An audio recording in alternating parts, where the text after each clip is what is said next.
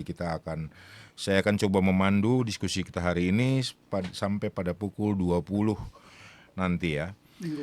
Minggu kedua ya. Minggu kedua kita jadi 2 minggu sekali. Sobat Maestro yang setia mengikuti ini, silahkan untuk mengikuti acara ini di YouTube channel atau di maestroradiobandung.com, dan jika ada pertanyaan silakan mengirimkan ke nomor yang saya sendiri di 082126709977.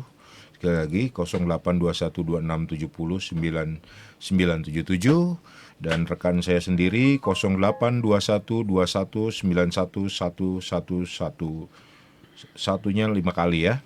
082121911111. Bung Togu Hutagalung sudah hadir di sini bersama Bung Bardot Sianturi, ya, para praktisi lawyer yang sudah tidak asing lagi di Bandung, tapi mereka sekarang sedang ingin ya di PGIW memberikan pencerahan hukum ya.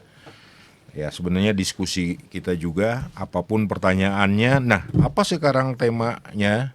Karena kita sudah menginjak ke 9 ya. 9 kali, luar biasa, puji Tuhan. Terima kasih Maestro, terima kasih PGIW, kawan-kawan yang sudah pernah juga mengikuti di sini. Biarlah ini menjadi berkat buat kita semua.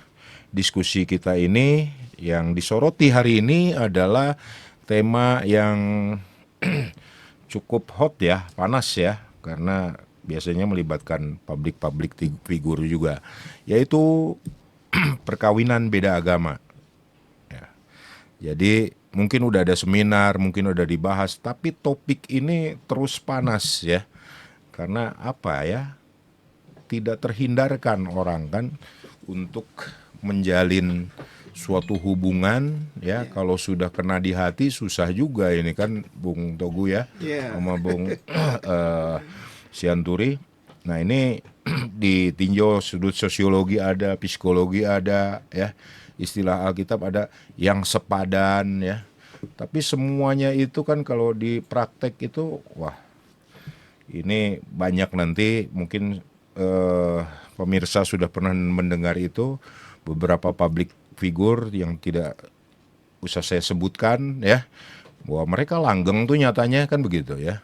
Tapi sekarang kita menyoroti dari segi hukumnya, tentunya ada akibat-akibat hukumnya. Seperti apa sih diaturnya di negeri kita tercinta ini tentang hubungan dua sejoli yang akan diberkati baik di gereja, di masjid atau di kepercayaan lain ya. Ini sangat sakral, ini sangat private. Bagaimana hubungannya dengan negara, sampai sejauh mana hukum kita mengatur tentang hubungan yang paling intim ini ya. Jadi Bung Togu dan Bung Bardot ya siap untuk menemani kita, dan para pemirsa boleh untuk berperan serta ya, mengajukan pertanyaan di nomor-nomor tadi. Baik, mungkin saya ke Bung Togu dulu nih, Bung Togu. Ya, kita semua tahu undang-undang perkawinan sudah ada, bahkan kita juga tahu ada hubungannya dengan Disduk Capil, pencatatan ya, dan baik di agama masing-masing, kepercayaan masing-masing pun ada pengaturannya, ya kan? Jadi sebetulnya kita ingin menghadirkan dari sisi teologi ya. Nanti kesempatan lain kita akan ini, tapi tidak mengurangi diskusi ini untuk peran serta dari para pendengar, pemirsa sekalian, untuk ikut berdiskusi ya. Baik Bung Togu, bagaimana nih fenomena tentang perkawinan beda agama ini? Pengaturannya di hukum Indonesia ini gimana? Apakah sebetulnya sudah tegaskah dilarang? Dan kalau sudah tegas, bagaimana implikasinya dalam praktek perkawinan beda agama ini? Silakan Bung Togu. Iya, baik. Terima kasih Bang Badia. Selamat malam Sobat Maestro yang dikasih Tuhan. Kita ketemu lagi dalam acara penyuluhan hukum dan konsultasi hukum dari Komisi Hukum dan HAM PGJ Jawa Barat. Ya, menarik tema kita, topik kita malam hari ini terkait dengan perkawinan beda agama. Ya, dan segala ya, implikasinya dalam praktek. Sobat Maestro, kita sama-sama tahu bahwa terkait dengan perkawinan itu jelas sudah diatur ya sejak tahun 1974 ya, negara kita sudah punya ya, kita udah punya yang namanya Undang-Undang Perkawinan nomor 1 ya tahun 74. Nah, kalau berbicara tentang perkawinan beda agama, kita mau nggak mau harus bicarakan dulu apa sih perkawinan itu? Ya. Ya, apa sih perkawinan itu yang beda agama begitu ya. Nah, pasal 1 Undang-Undang 174 ya memberikan definisi atau batasan ya tentang perkawinan. Pengertian perkawinan itu ialah ikatan lahir batin. Nah, di sini kita garis bawahi ya, ikatan lahir batin antara seorang pria dengan seorang wanita sebagai suami istri dengan tujuan ya membentuk keluarga atau rumah tangga yang bahagia dan kekal berdasarkan ketuhanan yang Maha Esa. Nah, jadi ikatan perkawinan ya berdasarkan undang-undang perkawinan ini jelas dia berdasarkan ketuhanan yang Maha Esa. Artinya berlandaskan kepada agama. Ya. Ya, dan dia sifatnya lahir batin. Ya, jadi ada kata kunci di situ. Ya, tujuannya kekal dan berbasis agama. Nah, selain dari undang-undang perkawinan, kita juga punya undang-undang KUH Perdata ya, yang kita sering sebut BW itu di pasal 26 BW KUH Perdata kalau nggak salah memberikan definisi juga ya Sobat Maestro, perkawinan ialah suatu perjanjian antara seorang pria dan seorang wanita yang bertujuan untuk hidup bersama dan saling membantu serta melanjutkan keturunan. Nah, jadi tadi ada Undang-Undang Perkawinan 174, ada Kitab Undang-Undang Hukum Perdata. Ya. Kalau Undang-Undang Perkawinan itu dia tujuannya dasar dari perkawinan itu adalah ketuhanan yang Maha Esa. Ikatan lahir batin ya wanita dan pria atau pria wanita dengan tujuan membentuk keluarga ya berdasarkan ketuhanan yang Maha Esa, sedangkan BW tidak. Ya, perkawinan perjanjian seorang laki-laki perempuan untuk membentuk hidup bersama, saling membantu serta melanjutkan keturunan. Nah, di situ sudah berbeda ya. Terus selain itu ada lagi ini perkawinan menurut hukum Islam, kompilasi hukum Islam. Perkawinan menurut Islam adalah akad yang sangat kuat dan misajam kalikan untuk mentaati perintah Allah dan melaksanakannya merupakan ibadah. Nah, jadi kembali lagi perkawinan menurut Islam adalah ikatan akad yang kuat ya sesuai dengan mentaati perintah Allah dan dilaksanakan dan merupakan ibadah. Di situ ada unsur agama di situ, tidak hanya sebatas perkawinan saja. Begitu. Nah, ini punya implikasi begitu juga dengan hukum perkawinan berdasarkan Alkitab ya. Alkitab mencatat di Efesus 5 ayat 31, sebab itu laki-laki akan meninggalkan ayah dan ibunya dan bersatu dengan istrinya sehingga keduanya menjadi satu daging. Ya, meninggalkan ayah, ibunya bersatu. Jadi satu daging ya. Menjadi satu daging begitu. Ada di situ perkawinan adalah perjanjian kudus. Jadi bukan kontraktual perdata saja. Ya, sifatnya monogami dan ada juga asas perkawinannya monogami, apa yang telah dipersatukan Allah tidak boleh diceraikan oleh manusia. Nah, begitu. Dan dengan sakramen ya. Iya. Nah, itu kita baru berbicara definisi perkawinan ya. Nah, terus kemudian bagaimana sih pengaturannya perkawinan itu? Nah, kalau kita lihat di pasal 2 Bang Badia ya, pasal 2 ayat 1 itu ditegaskan perkawinan adalah sah, ya, sahnya suatu perkawinan ini tadi. Adalah sah apabila dilakukan menurut hukum agama, ya, menurut hukum masing-masing agamanya dan kepercayaannya itu. Nah, ini kita perlu garis bawahi kata masing-masing agamanya dan kepercayaannya. Ya, tafsir resmi Undang-Undang Perkawinan itu mengartikan menurut agama dari mempelai laki-laki dan pria ini. Ya. Kedua mempelai itu mempelai ini dan diasumsikan ini satu agama. Diasumsikan satu agama. Satu agama. Begitu. Ya, jadi bukan masing-masing si A dan si B ini gitu. Enggak, tapi ini satu agama. Ada tafsiran resminya ya? Ada. Ya. Makanya suatu perkawinan hanya sah menurut hukum negara jika telah sah menurut hukum agama. Jadi sahnya satu perkawinan itu apabila sah menurut agama. Nah, tadi kita udah bahas menurut kompilasi hukum Islam tidak dimungkinkan perkawinan beda agama. Begitu juga dengan Kristen tidak dimungkinkan. Nah, itu yang diadop oleh Undang-Undang Perkawinan 174. Berbeda dengan Undang-Undang KUH Perdata tadi, ikatan perdata biasa, tidak berdasarkan tidak ikatan lahir batin dan tidak bersinggungan dengan agama. Begitu. Nah, jadi dengan kata lain saya mau katakan bahwa berdasarkan Undang-Undang 174 tidak dimungkinkan perkawinan Artinya yang berbeda agama. sudah secara tegas di Undang-Undang Pokok Perkawinan tahun 74 itu perkawinan beda agama Iya. dilarang. Iya. Ataukah masih ada tafsiran lain dalam prakteknya, Bung Togo? Dalam prakteknya bukan tafsiran lain ya, tapi karena memang ada dinamika begitu ya, ada dinamika. Misalnya begini, misalnya laki-lakinya itu Muslim, ya, nah terus yang wanitanya non Muslim, Iya. ya kan gitu, karena berdasarkan hukum Islam itu imamnya adalah laki-laki, Iya. ya dalam praktek, ya ada juga ustadz, ya itu yang tetap melangsungkan pernikahan. Iya. Ya, tentunya ada syarat di situ. Iya. Salah satu syaratnya kan ini mengucapkan 2 kalimat syahadat. Itu. Ya, nah bisa saja karena supaya perkawinan ini bisa dilangsungkan, ya katakanlah si perempuan bersedia mengucapkan 2 kalimat syahadat.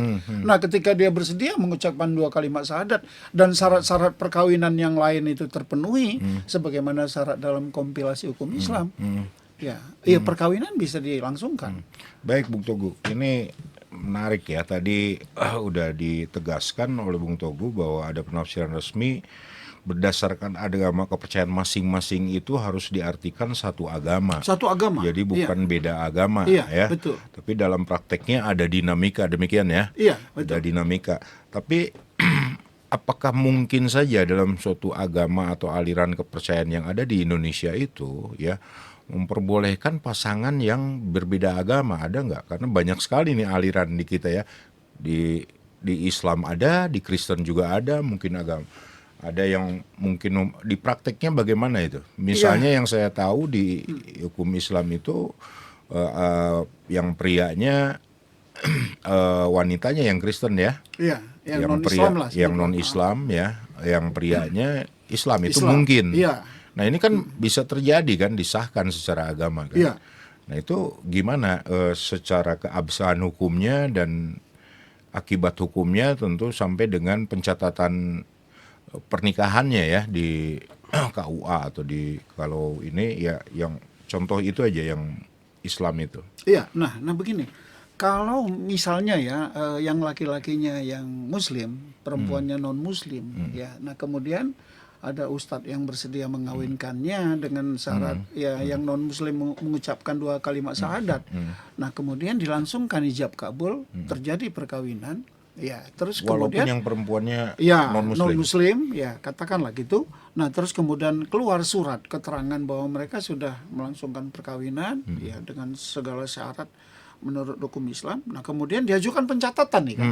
Nah tapi kan ternyata misalnya kalau di dalam surat keterangan nikahnya itu sama-sama Muslim, udah nggak ada masalah.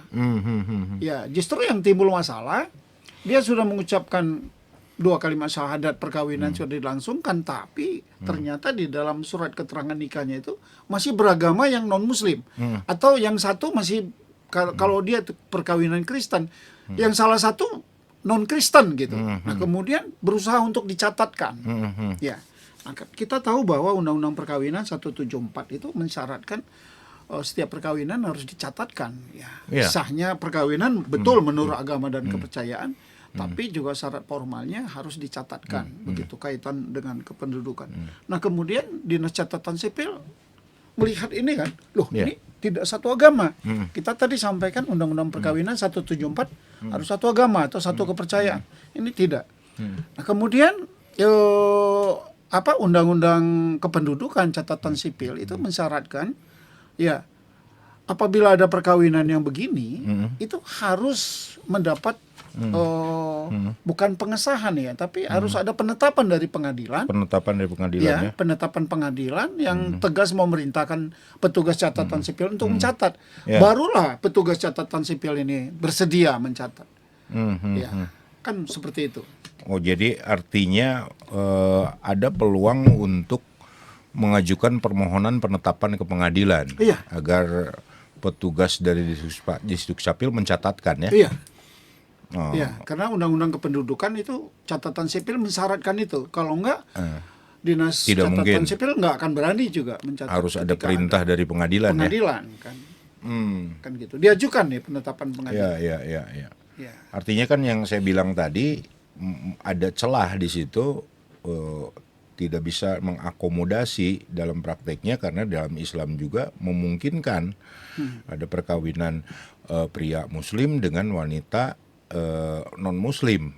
Ya, kalau nggak salah itu di surat apa, Al-Maidah atau apa, ahli kitab ya. Iya. Ahli kitab itu Kristen, Yahudi. Iya. Kalau yang lain nggak mungkin. Nah, ini ada kelonggaran di Islam. Ini hanya contoh saja, kita tidak sedang membahas apa karena ini implikasinya secara hukum.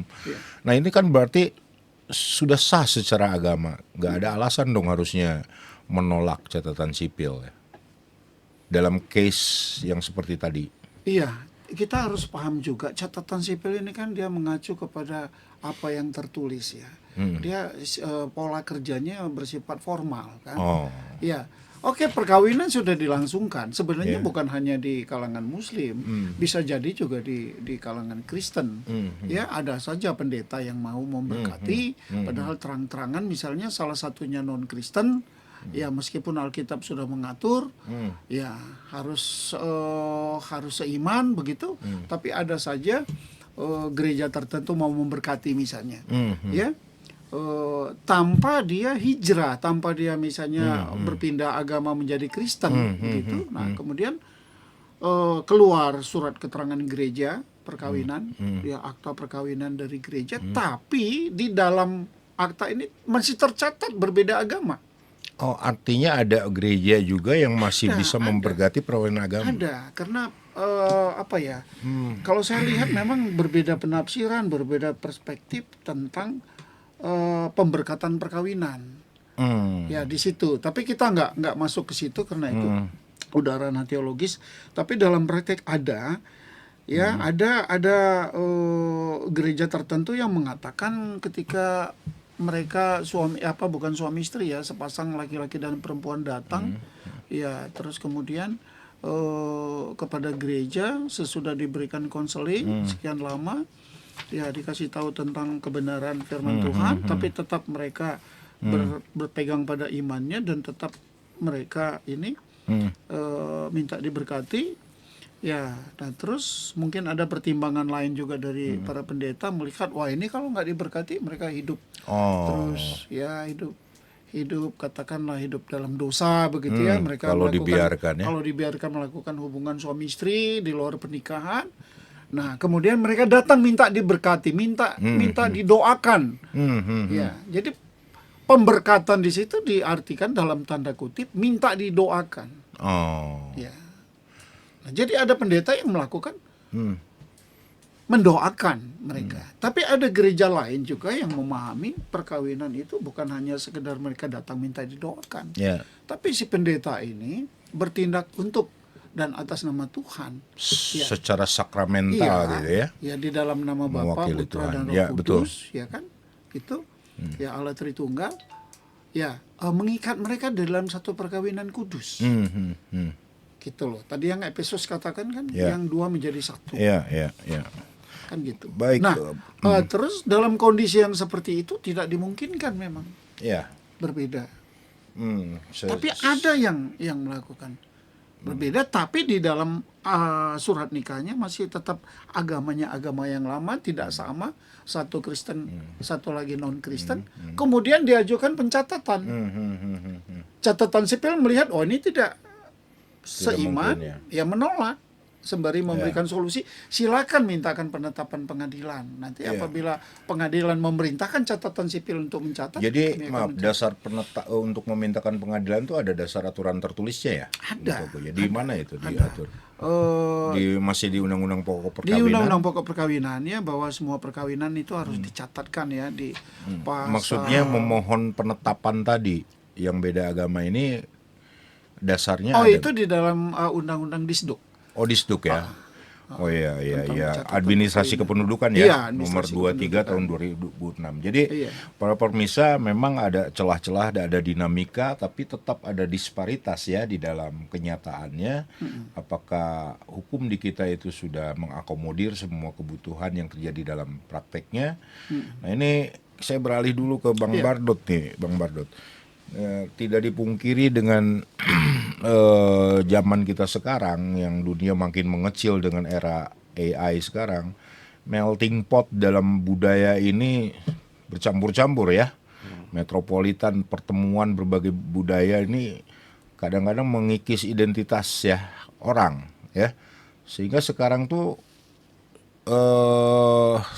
seperti kita tahu HAM itu suatu hal yang sangat dijunjung tinggi ya oleh berbagai negara ya, baik deklarasi PBB dan Indonesia pun mengadop tentang hak asasi manusia nih. Ini ke Bang Bardot sendiri nih ya. Ini HAM itu juga masalah hukum ya dan masalah sosial. Tapi di pihak lain undang-undang peraturan kita berdasarkan agama dan keyakinannya masing-masing nih ya.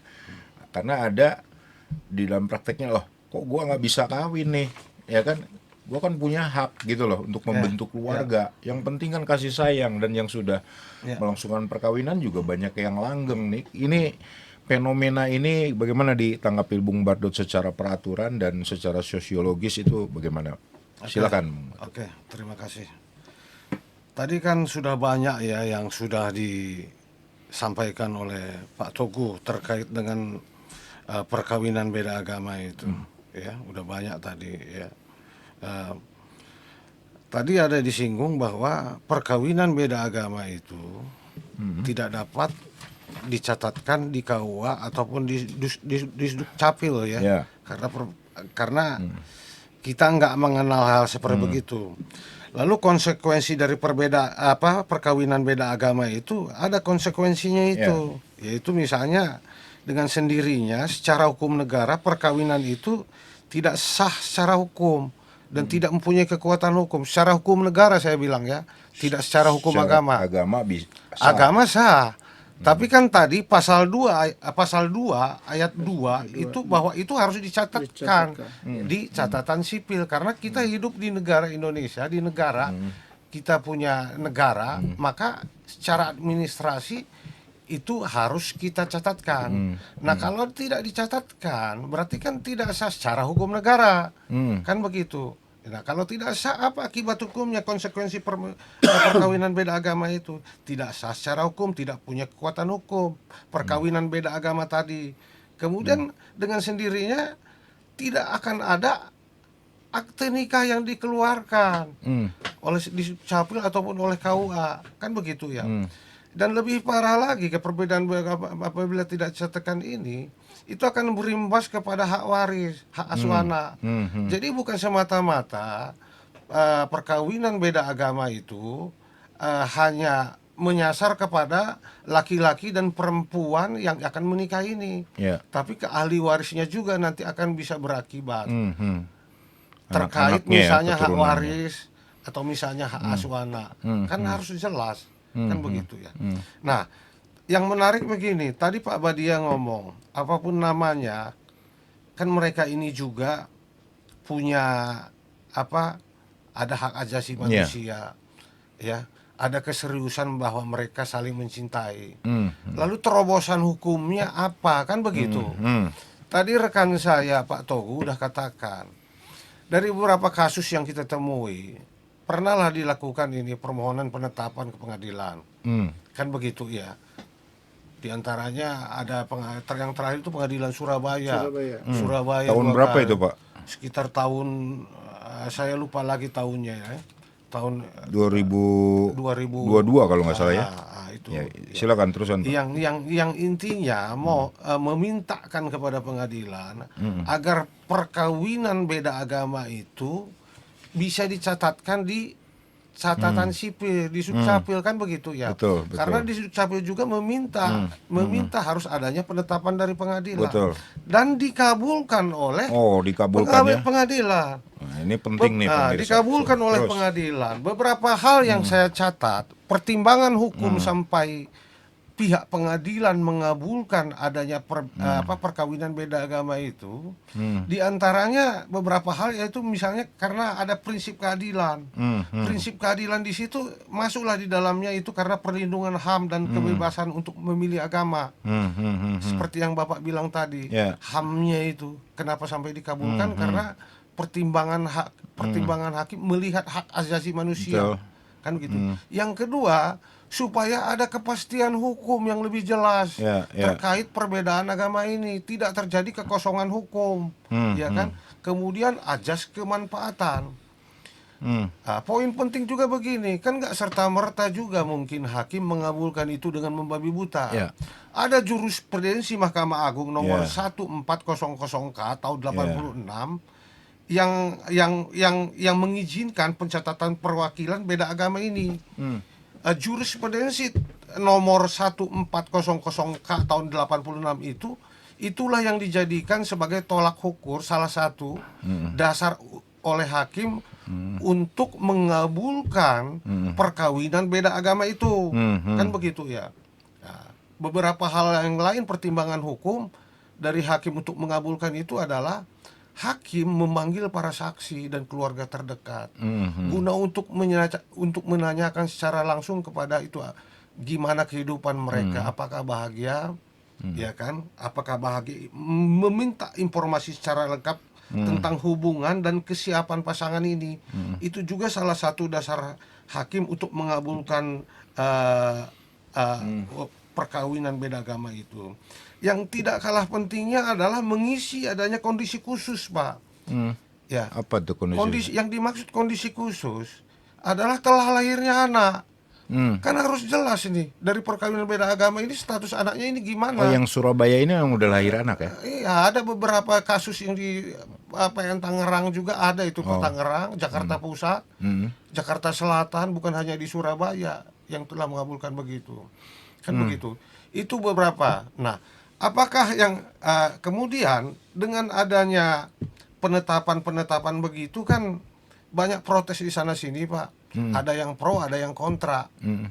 Muncullah surat edaran Mahkamah Agung nomor 2 tahun 2003, Pak. Ya.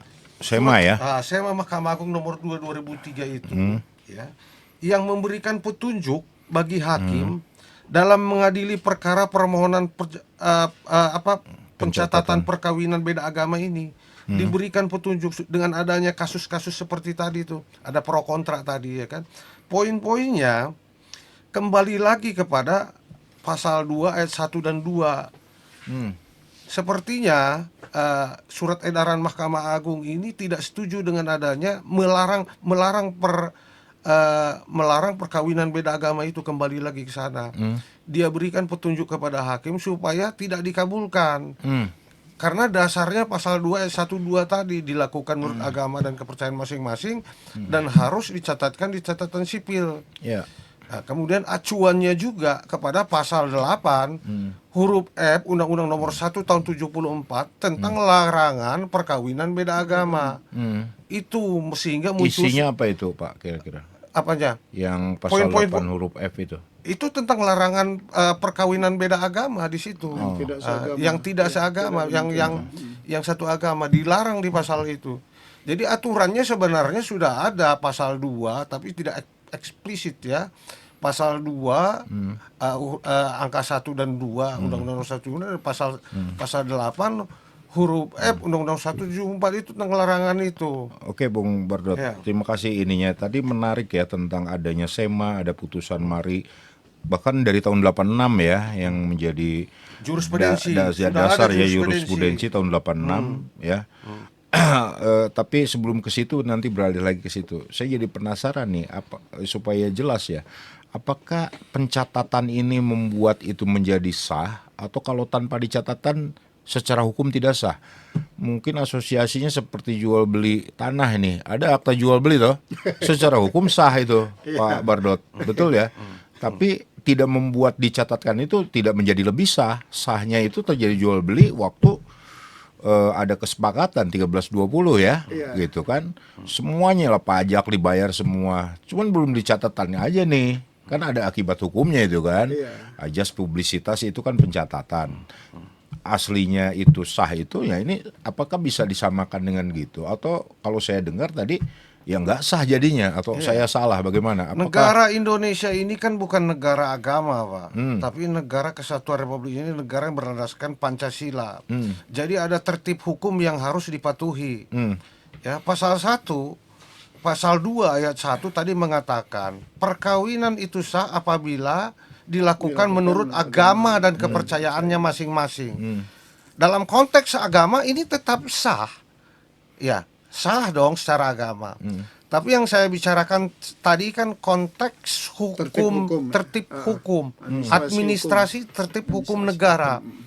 Nah, kalau tidak dicatatkan dalam konteks negara, tertib hukum negara, apakah sah? Tidak sah. Karena memang harus dicatatkan, baru dinyatakan sah. Kan Oke. begitu ya? Gimana dari Bang Bardot begitu? Saya tapi nggak tahu dari pandangan dari Bang Togu gimana nih? Iya, Apakah iya, sama iya. dengan jual beli tanah gitu loh? Kalau jual beli tanah itu sah, cuman belum dicatatkan ya. Iya, Gitu. iya. Ya, saya mau meluruskan sedikit. Tadi Bang Bardot udah menyinggung SEMA ya. Tadi SEMA itu SEMA nomor 2 tahun 2023. 2023 ya. Jadi Petunjuk itu. Sobat Maestro, SEMA nomor 2 2023 ya. Jadi memang kalau kita runut tadi ada jurisprudensi putusan pengadilan yang mengabulkan permohonan penetapan itu awalnya tahun berapa tadi? Yang 1400 Tahun 86. 86 Tahun ya, 86. 86 Iya. itu ada putusan pengadilan yang memang mengabulkan permohonan supaya hakim memerintahkan catatan sipil mencatat. Nah, kemudian sesudah itu ada lagi putusan putusan penetapan pengadilan di Surabaya. Ya, Surabaya ini 2 kali nih. Kalau nggak salah tahun 2022. Sama Ya, ya. sama. Dia hanya selang beberapa bulan, 4 bulan. Ya, satu permohonan dikabulkan. Ya, itu beda agama jelas. Kemudian 4 bulan kemudian ada lagi. Nah, tapi 2023 Ya. kemudian Mahkamah Agung melihat itu kan, melihat wah, ini bisa gimana gitu. Menurut Mahkamah Agung bahaya, bertentangan dengan undang-undang perkawinan. Dia mengeluarkan surat edaran melarang ya hakim-hakim mengabulkan permohonan penetapan yang perkawinan beda agama begitu.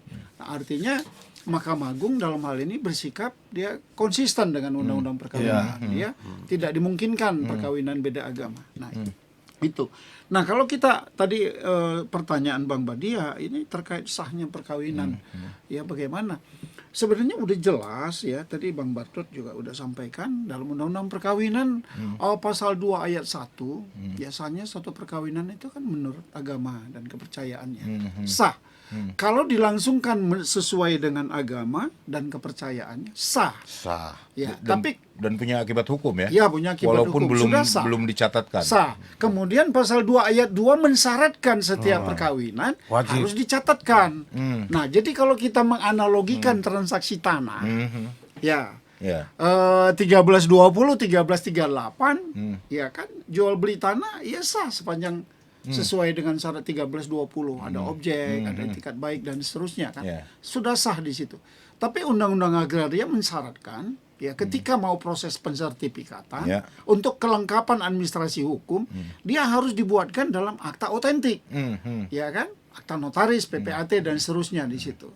Mensyaratkan. Kalau tidak dituangkan dalam akta otentik tidak bisa disertifikatkan Ya. karena mensyaratkan begitu. Gini Bung Teguh, aku potong dulu ya, Ya. biar ini karena agak mengganjal nih. Kalau misalnya tadi Bang Teguh bilang sah ya, tapi ada syarat juga di Undang-Undang Pokok Perkawinan harus dicatatkan sama dengan Bang Bardo tadi. Apakah perkawinan yang beda agama ini ternyata ya sudah dilakukan ya dan tidak bisa dicatatkan, punya konsekuensi hukum nggak? Ah, misalnya nih, bisa aja kejadian si pasangan ini kawin lagi dengan yang lain. Apakah itu menjadi penghalang dia untuk kawin lagi dengan lain? Kan ini gak sah gua kawin ini. Iya. Nah ini gimana nih? Iya, ya Bung pertama Teguh. kan begini ya. Saya melihatnya begini, kalau misalnya laki-laki perempuan itu tidak seiman, ya pertanyaannya ada nggak lembaga yang bersedia mengawinkan mereka? Itu dulu clear di situ Iya, kan. iya, iya. Kalau misalnya ada lembaga yang mengawinkan, ya karena kan saya memahami undang-undang perkawinan ini kembali menyerahkan kepada lembaga keagamaan. Iya, betul. Kan gitu. Kan ada disparitas tadi Ya, kan. memungkinkan nggak lembaga keagamaan ini mengawinkan orang yang berbeda agama? kalau memang memungkinkan, ya dianggap sah, kan gitu. Karena dilakukan menurut agama. Ya. Pastilah ada salah satu pihak di Ba- sini yang ba- menundukkan diri. Seakan-akan betul. dalam konsep hukum ada penundukan diri kan, tetap dilangsungkan perkawinan. Ini terlepas dulu dari dogma ya, Ya. dari dogma Kristen maupun Islam gitu. Nah kemudian keluar surat nikahnya kan, Ya. ada nanti produk surat nikah keluar. Cuma persoalannya ketika di dalam surat nikah ini dicatatkan bahwa mereka itu berbeda agama, timbul problem di situ. Untuk dicatatkan tadi pasal 2 ayat 2 harus Ya, dicatatkan. betul. Saya belum sampai ke pencatatan. Nah. Kalau tidak dicatatkan pun, apakah produk dari lembaga agama, institusi agama itu punya akibat hukum nggak? Ya kalau Seperti contohnya tadi, pasangan itu bisa kawin lagi nih, karena gua kan belum sah secara hukum. Betul ya, Pak Bardot ya? Iya. Pikiran itu gimana? ya betul. Kalau kita melihatnya dari perspektif hukum perdata, itu ada cacat hukum kan? Ya. Belum dilakukan secara sempurna kalau belum dicatatkan. Perintah undang-undang kan harus dicatatkan. Dia belum dicatatkan, belum sempurna. Ya. Jadi si pasangan ini bisa kawin lagi tanpa melanggar, tidak menjadi penghalang perkawinan yang tidak dicatatkan. Ya itu. secara perdata bisa itu. Secara perdata bisa. Iya. Dianggap perkawinan belum ada. Dianggap perkawinan belum ada. Iya, karena kan perkawinan itu harus dicatatkan, kemudian tadi Bang Bardot katakan sesudah pencatatan keluar sertifikat akta nikahnya. Akta nikahnya nggak ada. Tapi kan hukum pidana juga mengatur itu. Nah, jadi di bisa situ menjadi beda. penghalang. Di situ Ya, beda, gimana? makanya ada dua paham ya terkait dengan sahnya perkawinan. Sahnya perkawinan menurut agama tanpa dicatatkan pun sudah sah sepanjang dilakukan menurut agama. Ya kalau dalam perspektif pidana dicari kebenaran material, Iya. ya betul ini udah pernah nikah. Meskipun tidak ada pencatatan, ketika dia nikah lagi kepada orang lain, ya ada perbuatan pidana di situ. Ada peluang ya. Ya, Jadi ada perbuatan pidana. ya, kenapa saya bahas ini sampai detail, karena bisa ke situ ya. Kemungkinannya potensial. Jadi Iya. jangan Karena kan pidana jangan karena nggak dicatatkan jadi bisa seenaknya juga karena Pidana kan kebenaran material. Betul, Kita tahu betul. asas hukum pidana kebenaran material. Tapi perdata kan formil. ya. Mensyaratkan harus dicatatkan itu Ya. menjadi syarat mutlak juga Ya. yang mempunyai tadi konsekuensi hukum Ya. gitu. Makasih Bang Bardot, makasih Bang Togu. Memang ya saya sedikit ini aja yang menarik, memang yang menjadi dasar dari Pengadilan Surabaya itu adalah jurisprudensi nomor 1400 tahun 86 ya. Kalau nggak salah di sini anasir dari pertimbangan hukumnya ya, diperkenankan kantor catatan sipil melangsungkan perkawinan beda agama dengan memilih pencatatan di Disdukcapil, maka telah memilih untuk perkawinannya tidak dilangsungkan menurut agama Islam. Ya. Ya, artinya dengan demikian pemohon sudah tidak menghiraukan status agamanya, dalam hal ini Islam. Itulah sedikit ini ya pengetahuan kita supaya kita nggak terlalu polos juga nih jurisprudensi ini dasarnya apa. Jadi ternyata dengan si pasangan ini mendaftarkan itu ke Disduk, si hakim menganggap dengan sendirinya menundukkan diri. Ya, bukan ke KUA nih, ke Disduk. Berarti si pasangan yang Islam ini menundukkan diri ke Kristen. Begitu loh. Makanya inilah yang menjadi dasar putusan tahun 86 dipakai juga oleh Pengadilan Surabaya. Iya. Ya. Nah, justru dengan Pengadilan Surabaya yang membuat terobosan hukum seperti itu, itulah yang membuat adanya SEMA. Betul ya? SEMA tahun 2023. Iya. Ya, SEMA. Sama nomor Tapi, 2 larangan. Ya, ini bicara teknis tapi Iya. penting juga buat masyarakat. Apa itu SEMA? Ya kan? Karena ada juga perma apa. Iya. Kekuatannya sampai mana sih? Ya kan, namanya surat edaran kan lebih tinggi undang-undang, Pak. Undang-undang perkawinan, dan katanya undang-undang perkawinan nomor 1 tahun 74 ada kekosongan nih. Ya. Tadi kan Pak Togu kebetulan harus disaksikan satu agama, tapi ada argumennya, oh enggak, ini jelas kekosongan agama masing-masing, dan kenyataannya ada disparitas kan. Nah ini apa namanya yang saya mau tanyakan, sampai seberapa jauh sih hakim ini tunduk kepada SEMA? Ya, apakah hakim ini dengan kebebasannya sesuai dengan undang-undang pokok kehakiman dia bisa mengadili secara adil sesuai dengan kebebasan dia untuk memutus gitu? Iya, ya menurut saya memang setiap hakim itu kan memiliki kebebasan ya Ya. sesuai dengan keyakinan hukum yang dia Ya, pegang. ya. Ya, dan hakim juga tidak bisa diintervensi. Ya, baik hakim-hakim di tingkat yang lebih tinggi. Katakanlah hakim-hakim pengadilan negeri tidak bisa diintervensi oleh hakim pengadilan tinggi, dan sebaliknya hakim Mahkamah Agung juga tidak Ya, bisa mengintervensi. Tapi dari segi fungsional, kalau kita lihat Undang-Undang Mahkamah Agung, dia kan berkewajiban juga memberikan arahan. Nah, kalau saya melihat SEMA itu kayak semacam arahan. Ya, arahan-arahan keyakinan hukum, ya, arahan-arahan prinsip hukum, meskipun SEMA tidak ada dalam hierarki perundang-undangan. Ya. Ya, tidak ada dan tidak dianggap sebagai sumber hukum di situ. Ya, tidak produk perundang-undangan. Secara hierarki Iya, undang-undangnya. nggak ada. SEMA tidak termasuk dalam hierarki perundang-undangan. Dan saya dengar juga ada Tapi internal, Bang Badia, internal ya memang dipatuhi oleh para hakim sebagai petunjuk. Ya kan? Petunjuk dia. Karena Mahkamah Agung berfungsi melakukan pengawasan dan pembinaan di situ. Artinya SEMA itu saya tambahin berperan sebagai pedoman dan arahan kepada hakim dalam menjalankan tugasnya.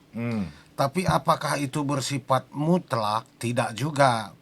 Hakim juga diberikan kebebasan sepanjang misalnya SEMA itu tidak ada relevansinya dan kontekstual dengan perkara yang diadili, maka hakim menurut hemat saya bisa mengabaikan SEMA itu. Artinya sangat kasuistis gitu Kasuistis. Tidak bisa di general. Mutlak tidak. Lalu apa fungsinya kebebasan hakim untuk mengadili perkara? Ya, baiklah pemirsa, mungkin ada yang mau bertanya, silakan ya. Kepada kita tentang perkawinan beda agama. Tentunya udah mendengar diskusi kita, sangat menarik, pasti tidak akan selesai dalam sejam, 2 jam, bahkan ini bisa terus ya. Tapi coba kita ingin ke Bang Bardot lagi nih, Bang Bardot. Contoh-contoh banyak public figure yang sudah melaksanakan itu ya.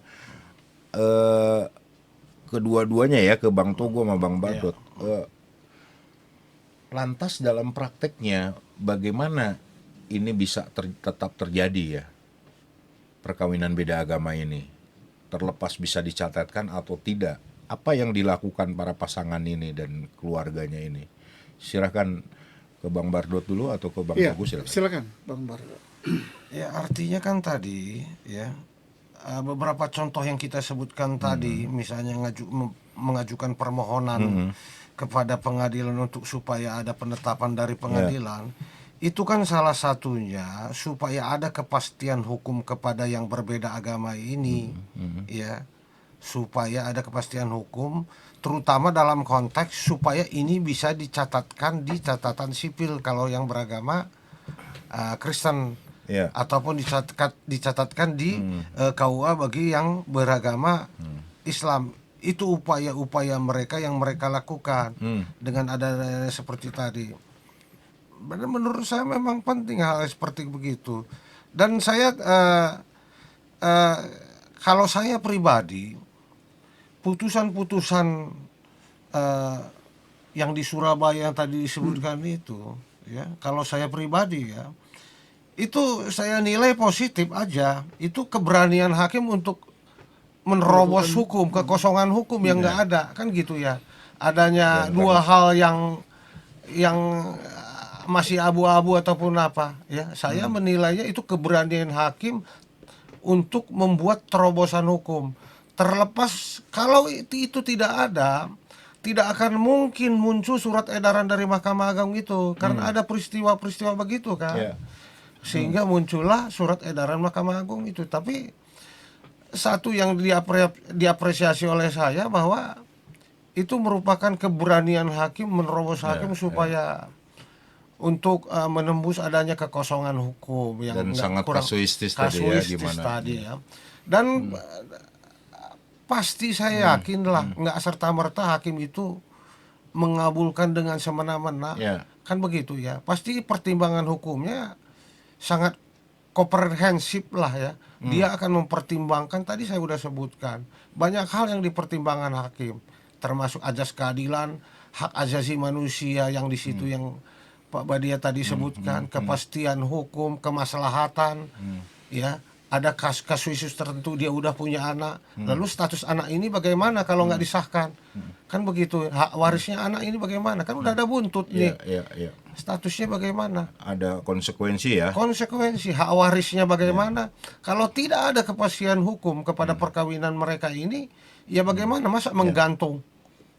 Ya, sehingga keberanian hakim dengan mengabulkannya terlepas dari pro kontra itu saya anggap sebagai saya pribadi ya, sebagai keberanian hakim untuk bikin terobosan hukum. Terima kasih Bang Bardot. Ya ini kita tidak sedang salahkan membenarkan ya, karena ini sangat kompleks, kita hargai, hakim juga punya kebebasan dan kasuistis, demikian juga SEMA itu ya. Dari Bang Togu bagaimana? Iya, memang saya punya perspektif yang berbeda. Ya, negara kita negara hukum, betul. Negara kita berdasarkan Pancasila, pasal sila pertama ketuhanan yang Maha Esa. Artinya memang semua warga negara diharapkan ya sebagai warga negara Indonesia hidup beragama. Hidup beragama artinya ya harus taat kepada agama. Ya, ketika undang-undang misalnya Undang-Undang 174 atau katakanlah mungkin ajaran agama Kristen Islam bahwa perkawinan harus dilakukan menurut agama, ya udah titik sampai di situ harus taat. Itu mungkin ya harus taat di situ kan saya normatif. Saya normatif dulu begitu. Pertanyaan saya tadi dalam prakteknya Ya, bagaimana ya cara mereka? itu dulu kan. Iya. Ya, normatifnya harus begitu. iya. Nah, persoalannya kan ini banyak orang ya orang Indonesia dia mau keluar dari normatif itu. Jadi apa yang disampaikan oleh Bang Bardot tadi kan di luar dari normatif. Mereka sudah terlanjur nih. Ya, kan gitu. Yang satu ngotot dengan agamanya, ini ngotot dengan agamanya, tapi masing-masing ngotot kemudian mau hidup dalam konteks perkawinan berumah tangga. Nah, sedangkan undang-undang tidak memungkinkan. Akhirnya mengajukan karena undang-undang mengatur perkawinan harus dicatatkan. Ya, harus seagama. Ya, bisa aja begini. Mereka pengen nikah. Ya. KUA nggak mau menikahkan, gereja nggak mau menikahkan, terus kemana mereka mau menikah? Kita jangan salah mengerti seakan-akan, kalau gereja nggak bisa, KUA nggak bisa ke catatan sipil, enggak bisa. Catatan sipil tidak pernah mengawinkan orang, dia hanya mencatat. Ya, itu kita harus tegas di situ. Ya, sebenarnya memang tidak ada solusinya adalah hidup taat sesuai dengan agama. Tapi kan tidak semua juga orang bisa hidup taat. Nah, untuk orang-orang yang tidak bisa hidup taat ini, bagaimana? Ada norma lain kan tadi udah dikatakan ada HAM. Ya, terus dalam prakteknya masa dibiarkan begitu? Nah, dicarilah terobosan hukum. Kan gitu. Nah, sebenarnya undang-undang perkawinan memang ada terobosan hukum kalau nggak salah itu di pasal 56. Ya, ayat 1 Undang-undang perkawinan yang menyatakan perkawinan dilakukan di luar negeri antara dua orang warga negara Indonesia atau antara warga negara Indonesia dengan warga asing adalah sah. Ya, apabila dilakukan menurut hukum yang berlaku di negara di mana perkawinan itu dilakukan. Nah, itu terobosan hukumnya mereka lari ke luar negeri. Yang satu agama A, satu agama B. Caranya begitu ya? Iya kan, lari ke luar negeri. Ya, di sana perkawinan tidak berdasarkan agama dan kepercayaannya. Murni hanya perikatan perdata. Dilangsungkan perkawinan di lembaga, di badan yang mengatur untuk itu. Nah, kemudian mereka dapat surat nikah, baru dicatatkan lagi di catatan sipil. Tapi mungkin nggak mungkin itu karena tidak sesuai dengan undang-undang Indonesia. Makanya perlulah penetapan lagi tadi. Kan pasal 56 masih memungkinkan solusinya. Solusinya untuk perkawinan yang mau melakukan perkawinan berbeda agama ke luar negeri ya. Pasal 56 ngasih jalan keluar sebenarnya. Ya udah kamu ke luar negeri. Cari ya negara yang bisa melangsungkan perkawinan beda agama. Undang-Undang 174 memberikan solusi itu sebenarnya. Silakan, dan Undang-Undang 174 mengakui, dicatatkan sah, gitu. Tapi kan persoalannya gini, ke luar negeri kan emang rakyat punya uang, biaya mahal. Nah, ini yang harus kawinnya di Indonesia, di kampung, nggak punya uang banyak, gimana solusinya itu? Oke, makasih. Marilah ke HAM dan seterusnya. Bang Togu ya, karena memang ini waktu juga, tapi nggak apa-apa, kita bisa masih diskusi. Silahkan telepon ke nomor tadi yang saya sebutkan atau melalui WA atau YouTube channel ya. Sarannya apa? Ini closing nih. Mungkin Bang Bardot apa saran-sarannya sebagai praktisi hukum ya, secara pribadi juga Anda bagaimana tadi sangat mendukung kepastian hukum ya. Silakan. Terima kasih Pak Badia. Kalau saya, karena saya orang hukum ya tetap acuan kita tetap hukum. hukum sudah mengatur khususnya pasal 1 ayat 2, pasal 2 ayat 1 dan 2 sudah mengatur secara tegas bahwa ayat 1-nya perkawinan adalah sah apabila dilakukan menurut masing-masing agama dan kepercayaannya. Pasal 2 kurang lebih bahwa perkawinan itu harus dicatatkan. Oke. Jadi hukum negara sudah sah, hukum agama sudah sah, maka sebaiknya karena Supaya kita hidup di sempurna. negara yang tata tertib hukumnya ini ada, harus pula dicatatkan oleh hukum negara. Ya. Bagi orang Islam di KUA, bagi orang Kristen Non-Islam, di ya, non-Islam, Dukcapil, kan di begitu Dukcapil, ya. iya. Itulah artinya kita taat hukum. Ya, jangan tidak taat hukum. Harus, karena aturan ini sudah jelas dan ada tegas. konsekuensinya ya. Nah, kalau itu kita tidak tempuh, maka akan ada konsekuensi hukum tadi. Yang pertama, perkawinan itu dinyatakan lagi tidak sah secara hukum, ya kan? Akte nikah tidak akan punya. Kalau kita tidak punya akte nikah, Nggak maka buat dengan sendiri kartu kan tidak ada. keluarga. Iya, gimana mau akte lahir mau datang?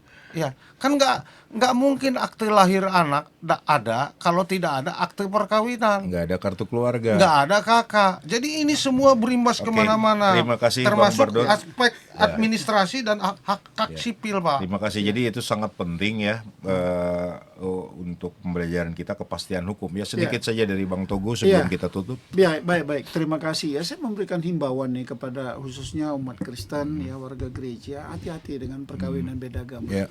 Ya, karena ada implikasi hukumnya. Ya. Ya, kalau perempuan katakanlah Kristen kawin dengan non-Kristen, ya menurut kompilasi hukum Islam, dia bukan ahli waris dari suaminya. Itu, ya, dia bukan ahli waris. Ya.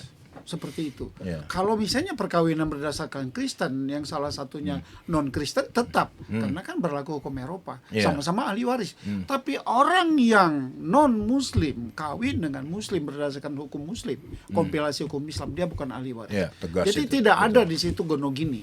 Jadi Ya. artinya tetap ya untuk Iya. kepastian Nah, di dan situ implikasinya itu sangat merugikan. ya. Ya, bahkan dianggap perkawinannya belum ada, belum sah. Karena menurut kompilasi hukum Islam. Nah, itu harus tegas dicatat. Terima kasih Bang Togo, terima kasih juga Bang Bardot ya, Pak Huta Galung, Pak Sianturi, saya sendiri Badia Manurung sudah menemani Anda untuk diskusi, tentunya kurang lebih seperti itu. Kita akan bertemu lagi nanti di 2 minggu ke depan, mudah-mudahan ketemu tema ini juga ya. Ada dari kita juga pertanyaan Dr. yang Eli nanti dia juga spesifik membahas ini, kita akan adakan lagi ya tema ini Bang Togo ya, karena ini sangat penting. Demikianlah para Sobat Maestro, terima kasih atas keikutan serta partisipasinya. Udah ada beberapa balasan di sini ya, kita akan telepon ya, silakan juga di luar dari jam ini. Silakan buka YouTube channelnya apa, bisa didengar ya kapan saja dan bisa telepon ke kita. Demikian, selamat petang, selamat malam Bung Bardot, Bung Togo, selamat semuanya Sobat Maestro. Shalom. Shalom.